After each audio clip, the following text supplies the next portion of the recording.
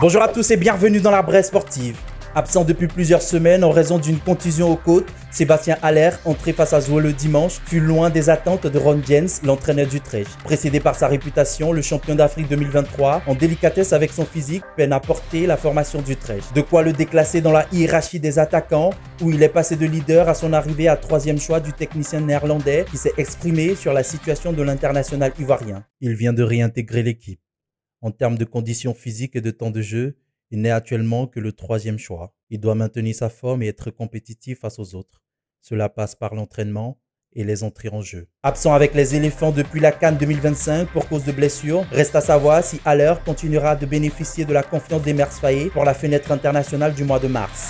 Dans le cadre de la préparation de la CAN féminine 2026, prévue au Maroc du 17 mars au 3 avril, les éléphantes de Côte d'Ivoire disputeront 2 matchs amicaux internationaux. Les joueuses de Reynal Pedros affronteront le Bénin le 28 février à 19h GMT au stade Félix Houphouët-Boigny. Elles enchaîneront ensuite avec le Kenya le 4 mars à 17h GMT au stade Alassane Ouattara d'Ebimpe. 2 rencontres qui serviront de dernier test avant la phase finale au Maroc. Pour l'occasion, le sélectionneur a convoqué 27 joueuses avec un groupe mêlant cadres évoluant à l'étranger et talents locaux, avec notamment plusieurs joueuses de la SEC Mimosa. Logées dans le groupe B, qui évoluera au stade Al-Medina de Rabat, la Côte d'Ivoire jouera l'Afrique du Sud, le Burkina Faso et la Tanzanie. L'Espérance sportive de Tunis a officialisé samedi l'arrivée de Patrice Baumel au poste d'entraîneur principal. Le technicien français qui s'est engagé avec les 100 et or jusqu'en 2027 succède à Maher Kanzari. Ancien sélectionneur de l'Angola qu'il vient de quitter, Baumel aura pour mission d'insuffler un nouveau dynamisme au club tunisien. Si l'ES Tunis occupe actuellement la tête du championnat, l'objectif majeur reste la Ligue des champions de la CAF où le club affrontera Al Ahly le 13 mars prochain en quart de finale. Baumel a dirigé la sélection nationale de la Côte d'Ivoire, de la Zambie et de l'Angola après avoir longtemps été adjoint d'Hervé Renard.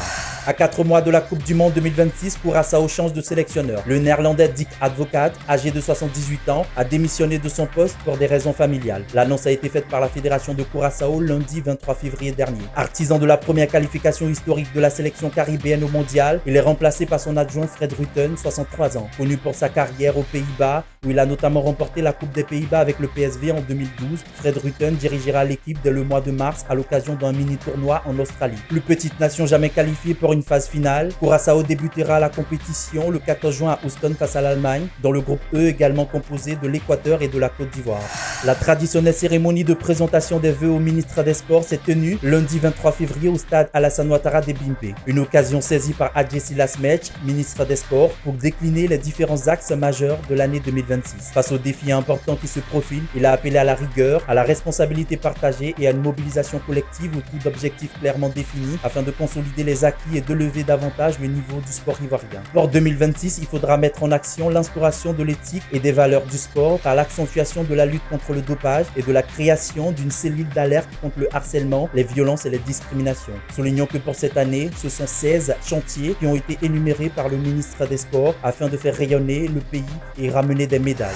Pogazol a été élu président de la commission des athlètes du Comité international olympique, a communiqué le CIO. Il succède à Emma Terro qui était en place depuis les JO de Tokyo 2021. L'ancien basketteur espagnol est membre de la commission des athlètes depuis les JO de Tokyo 2021 et fait également partie de la commission de coordination des Jeux olympiques de Los Angeles 2028 et de la commission d'éthique du CIO. Il sera en poste jusqu'aux JO de Los Angeles, tout comme ses 3 vice-présidents. Membre de la commission des athlètes, Cissé Cheikh Salah a participé à la sélection du leadership de la commission des athlètes du CIO.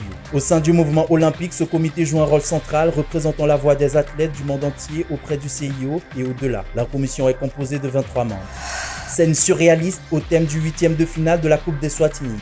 Accusé d'avoir délibérément ajouté 3 minutes au temps additionnel afin de permettre à Hotspur de marquer le but de la victoire, les arbitres ont subi le courroux des fans de Mbaman à Hitlander. Incroyable.